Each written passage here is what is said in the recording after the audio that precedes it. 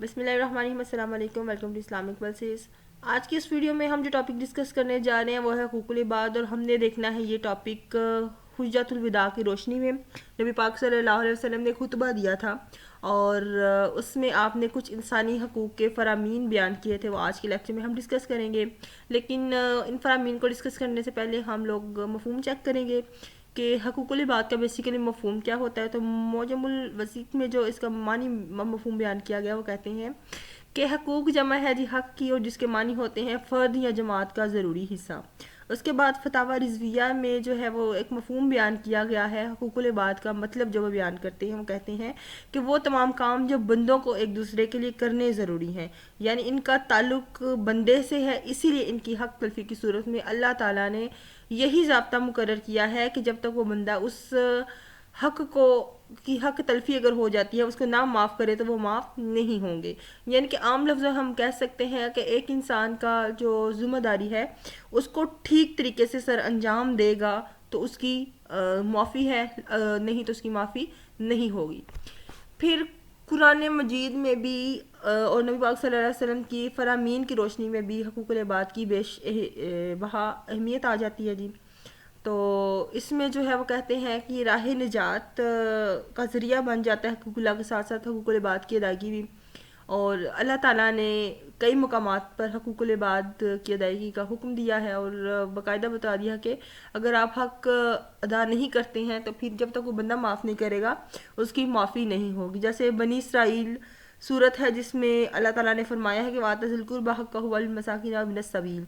کہ رشتہ داروں کو ان کا حق دے دیں اور مسکین اور مسافر کو بھی، یعنی کہ یہاں پر اسپیسیفیکیشن کر دی گئی ہے کہ آپ کے حقوق جو آپ کی ذمہ داریاں آ رہی ہیں جو آپ کے فرائض میں شامل ہیں، ایک تو اپنے گھر والے اپنی فیملی آ جاتی ہے، دوسرا آپ کے جو رشتہ دار آ جاتے ہیں، پھر اس معاشرے میں رہنے والی مساکین جو افراد ہیں وہ جو مسافر ہیں ان کے حقوق کی ادائیگی بھی یہاں پر فرض ہو جاتی ہے۔ اس کے بعد کہتے ہیں کہ حقوق العباد ادا کرنا جو ہے وہ اللہ کے نیک اور صالح بندوں کی ایک صفت ہوتی ہے، اور ہمیشہ جو کامل مسلمان ہوتا ہے دوسروں کے حقوق دبانے یا ان کی حق تلفی کرنے سے وہ بچتا ہے۔ نبی پاک صلی اللہ علیہ وسلم کا ہی اس حوالے سے ایک فرمان آ رہا ہے، وہ کہتے ہیں ابو داؤد میں یہ حدیث بیان کی گئی ہے کہ مسلمان کی سب چیزیں دوسرے مسلمان پر حرام ہیں، اس کا مال، اس کی آبرو اور اس کا خون۔ حقوق العباد کی کہتے ہیں کہ اگر ہم اس کی ادائیگی میں کسی قسم کی غفلت برتتے ہیں تو اس سے سب سے پہلے کیا ہوتا ہے، معاشرے کا امن اور سکون برباد ہو جاتا ہے، اور جب معاشرے کا سکون برباد ہو جاتا ہے تو پھر کیا ہوگا کہ معاف کروائے بغیر اگر وہ اس دنیا سے چلے جاتے ہیں تو 1 روپیہ دبانا یا پھر کسی کو ایک گالی دے دینا تو ایک بار کے گھورنے سے، اس کے جھڑکنے سے یا اس سے لڑائی کے سبب جو اس کی ساری زندگیوں کی نیکیاں ہیں اس سے اس کو ہاتھ دھونے پڑ سکتے ہیں۔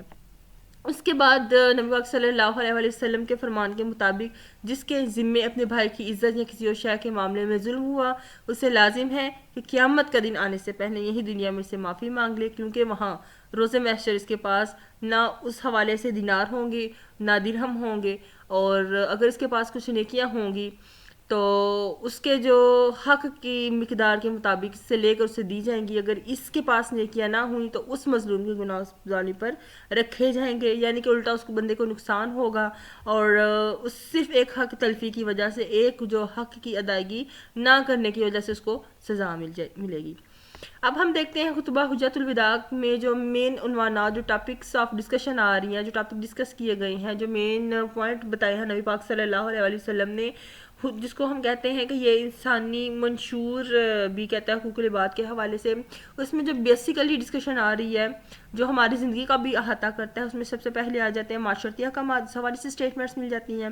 پھر آ جاتا ہے جی معاشی اصلاحات کیا بیان کی ہیں آپ نے، کیسے گائیڈ کیا ہے کہ آپ نے روزی کیا کمانی ہے یا کیا اقدامات اس حوالے سے کرنے ہیں، سیاست سے متعلق ہدایات کی ہیں، اور سب سے مین چیز آ جاتی ہے دین کے متعلق بھی آپ نے انسٹرکشنز اور ہدایات دی ہیں کہ کیسے ہم نے دین پر عمل کرنا ہے۔ تو سب سے پہلے ایک معاشرے میں رہتے ہوئے مساوات کیسے قائم کرنی ہے، اس حوالے سے نبی پاک صلی اللہ علیہ وسلم نے فرمایا اس وقت کہ سب لوگ آدم کی اولاد ہیں،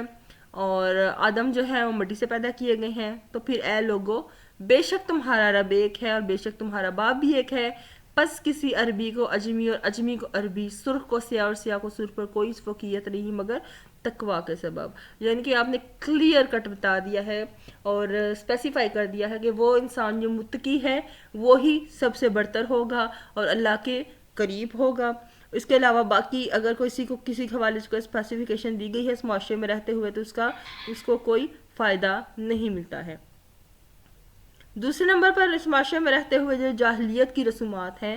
زمانہ جاہلیت کے جو کانسیپٹس آ رہے تھے ان کا آپ نے خاتمہ کر دیا ہے۔ اس حوالے سے آپ نے فرمایا اسی دن کہ خبردار، زمانہ جاہلیت کی تمام رسمیں جو ہیں وہ میرے قدموں کے نیچے روند دی گئی ہیں، یعنی کہ آج سے وہ ختم ہے، اس پہ سب کے سب جو خون ہے وہ معاف کر دیے گئے ہیں۔ اور سب سے پہلے جو خون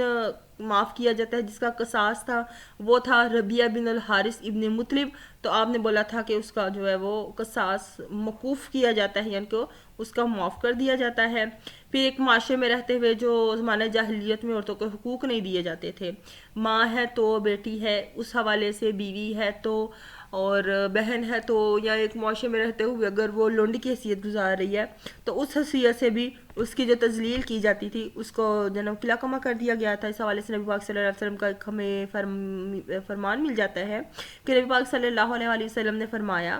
کہ عورتوں کے معاملے میں اللہ سے ڈرتے رہو، ان کے بارے میں اللہ کا لحاظ رکھو کہ تم نے انہیں اللہ کے نام پر حاصل کیا ہے اور اسی کے نام پر وہ تمہارے لیے حلال ہوئی ہیں۔ اس کے ساتھ ہی فرمایا گیا ہے لوگوں تمہاری عورتوں پر تمہارے کچھ حقوق ہیں، اسی طرح تم پر بھی ان کے کچھ حقوق ہیں۔ عورت کے لیے جائز نہیں ہے کہ وہ اپنے شوہر کا مال اجازت کے بغیر کسی کو دے، اور عورت کے لیے یہ بھی جائز نہیں ہے کہ کوئی کام کھلی بے حیائی کا کرے، یعنی کہ ایک طرف اگر مرد کو انسٹرکشنز دی ہیں تو دوسری طرف عورت کو بھی جو ہے ہدایت دی گئی ہے کہ آپ نے اس معاشرے میں رہتے ہوئے اپنی حفاظت اور کیسے کرنی ہے اور کیسے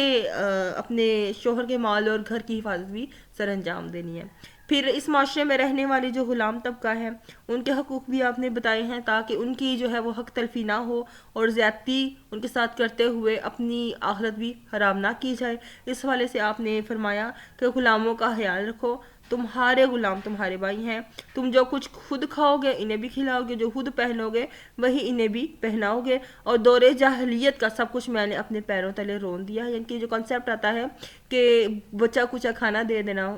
غلام طبقے کو، یا پھر جو پھٹے پرانے کپڑے ہیں وہ ان کو دے دینا، یا ان کو ان کے جو ضروریات ہیں ان کو پورا نہ کرنا، ان کانسیپٹس کی جو ہے وہ یہاں پر تردید کر دی۔ اچھا جی، پھر جان مال عزت آبرو کی حفاظت معاشرے میں رہتے ہوئے ہم نے کیسے کرنی ہے، اس حوالے سے بھی آپ نے اپنا ایک فرمان میں یہ چیز بیان فرما دی ہے کہ لوگوں خوب اچھی طرح سمجھ لو کہ ہر مسلمان دوسرے مسلمان کا بھائی ہے اور سب مسلمان آپس میں ایک دوسرے کے بھائی ہیں۔ لوگوں تمہارے خون مال اور تمہاری عزت ایک دوسرے پر ایسے ہی محترم ہے جیسے کہ تمہارے لیے آج کا دن یعنی خطبہ حجۃ الوداع کا موقع اور یہ شہر اور یہ حرمت والا مہینہ محترم ہے۔ تم سب اللہ کے آگے جاؤ گے، وہ تم سے تمہارے اعمال کی باز پورے سے فرمائے گا، یعنی کہ کس کا کیا تم پر حق تھا اور تم نے اس کو کیسے ادا کیا ہے، کس کی حق تلفی کی تو اس کی حق تلفی کیوں کی ہے۔ اس کے بعد معاشی اصلاحات ہم دیکھتے ہیں تو اس حوالے سے نبی پاک صلی اللہ علیہ وسلم نے سود کی حرمت، دور جاہلیت کا سود معاف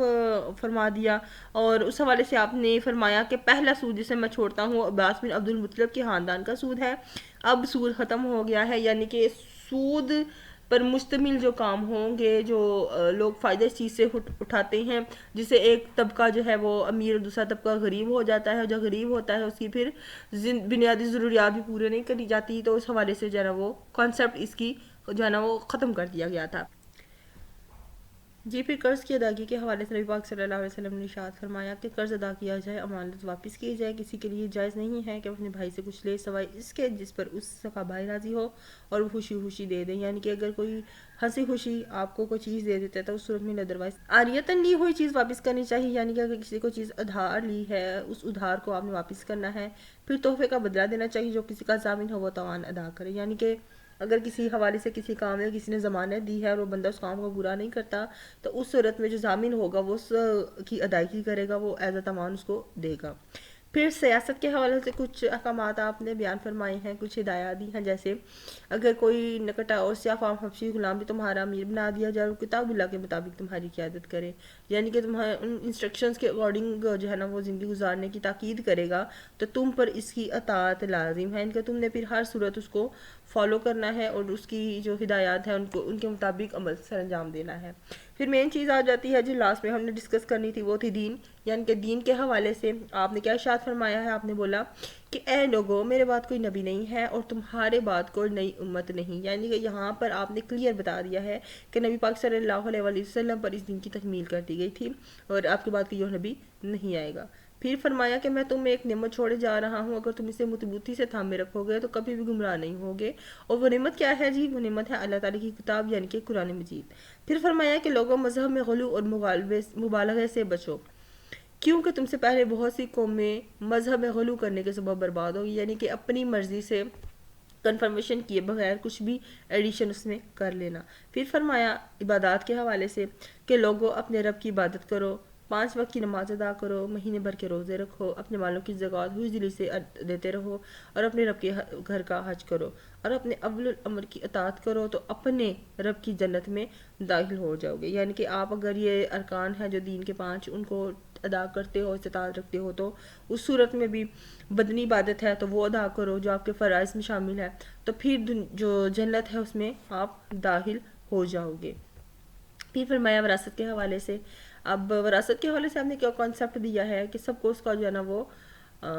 حصہ اس میں ملے گا۔ اس حوالے سے آپ نے فرمایا کہ لوگوں اللہ نے ہر حقدار کو اس کا حق دے دیا ہے، اب کوئی کسی وارث کے حق کے لیے وصیت نہ کرے، یعنی کہ یہ پہلے سے اللہ تعالیٰ کی طرف سے ڈویژن آ رہی ہے وراثت یا جائیداد کے حوالے سے، ترکے کے حوالے سے۔ جو کوئی اپنا نسب بدلے گا یا کوئی غلام اپنے آقا کے مقابلے میں کسی اور کو اپنا آقا ظاہر کرے گا تو اس پر اللہ کی لعنت ہے۔ اب نسب تبدیل کرنے سے کیا مراد ہے؟ جو